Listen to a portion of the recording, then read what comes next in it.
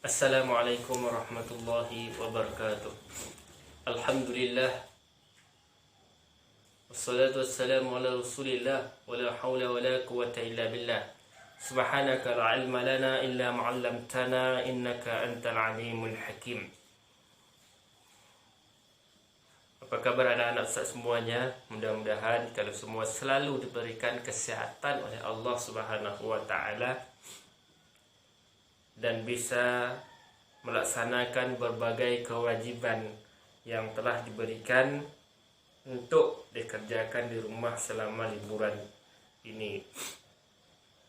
Anak-anak semuanya, pada pertemuan kali ini kita akan melanjutkan pelajaran kita tentang fikih sunnah yang berkaitan dengan menguburkan mayit. Jadi kita ulangi, kewajiban terhadap orang yang meninggal yang pertama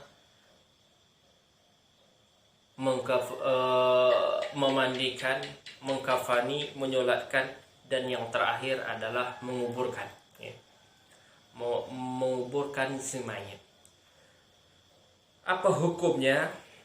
Hukum menguburkan mayat ini, menguburkan adalah fardu kifayah.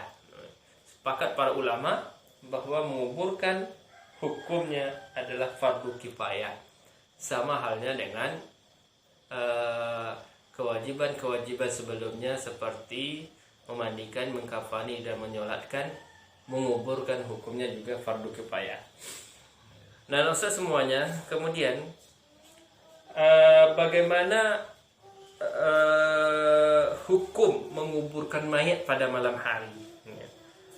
Para jumhur ulama berpendapat bahwa menguburkan mayat pada malam hari itu sama halnya menguburkan mayat pada siang hari. Ya. Tetapi di sini, ya, kebanyakan ahli ilmu mengatakan, ya, katakan tentang menguburkan mayat pada malam hari ini. Ya. Tadi ulama sepakat bahwa jumhur ulama berpendapat bahwa sama halnya menguburkan siang dengan malam sama saja. Tapi kebanyakan ahli ilmu mengatakan hal-hal yang berkaitan tentang menguburkan mayat pada malam hari ini, mereka juga berpendapat seperti ini.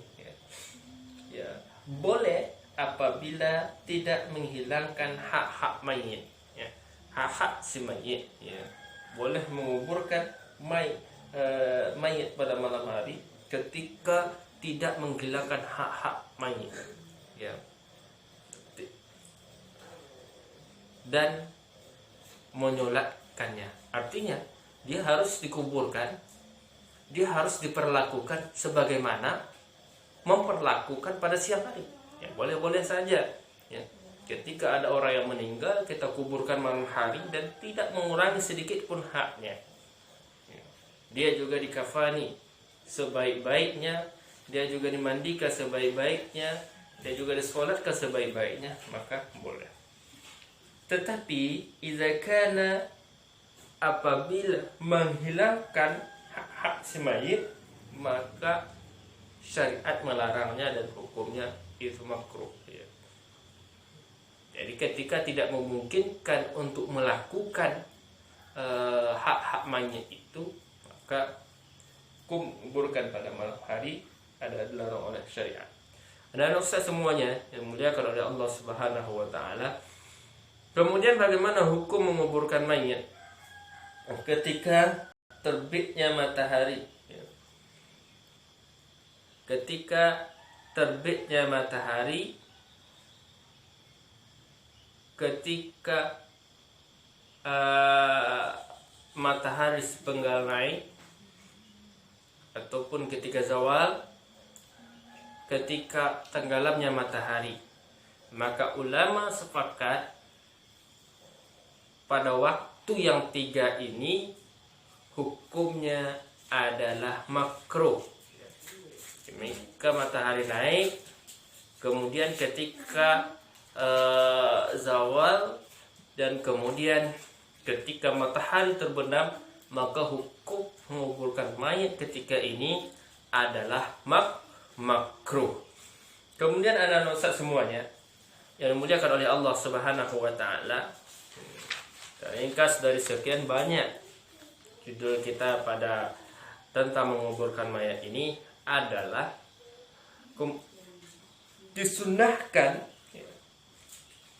berdoa untuk mayat ketika sudah selesai menguburkan. Jadi ketika setelah selesai menguburkan semayat, itu dianjurkan untuk mendoakan semayat tersebut. Kita dianjurkan, disunahkan beristighfar untuknya, memohonkan ampunan untuk semayat setelah selesai daripada menguburkannya. Ya, setelah selesai proses menguburkan semayat itu, maka kita disunahkan, kita dianjurkan untuk mendoakan, memohonkan ampun kepada Allah Subhanahu wa taala. Allahumma ighfir lahu warhamhu wa'afihi wa'fu anhu. Ya. Kalau di sini dikatakan dianjurkan, Ibnu Umar menganjurkan untuk membaca awal surah Al-Baqarah dan akhir surah Al-Baqarah di atas kubur setelah selesai menguburkan mayat. Ini salah satu doa-doa yang bisa kita ucapkan, yang bisa kita mohonkan kepada Allah Subhanahu wa taala. Salah satunya adalah yang paling utama adalah bagaimana memohonkan ampun kepada Allah terhadap mayat yang barusan meninggal dunia setelah kita kuburkan tersebut. Mungkin itu saja anak-anak Ustaz semuanya yang dimuliakan oleh Allah. Video singkat kita tentang pelajaran fikih sunnah ini nanti bisa kita kaji lebih dalam lagi ketika kita melihat bukunya. Maka dengan demikian antum pelajari baik-baik, antum kalian kumpulkan pertanyaan-pertanyaannya. Nanti jika ada pertanyaan silakan ditanyakan, baik secara di WA Ustaz secara pribadi, ataupun di grup, ataupun nanti ketika masuk sekolah. Karena hal ini adalah hal yang merupakan fardu kifayah bagi kita penuntut ilmu. Thalibul ilmu harus menguasainya, harus menguasai ini, dan ini adalah menjadi tanggung jawab kita sebagai orang-orang yang belajar agama ketika kita kembali nanti ke kampung halaman kita masing-masing. Demikian supaya mudah-mudahan Allah Subhanahu wa taala memberkahi ilmu kita dan bermanfaat untuk diri kita dan untuk orang lain. Demikian, assalamualaikum warahmatullahi wabarakatuh.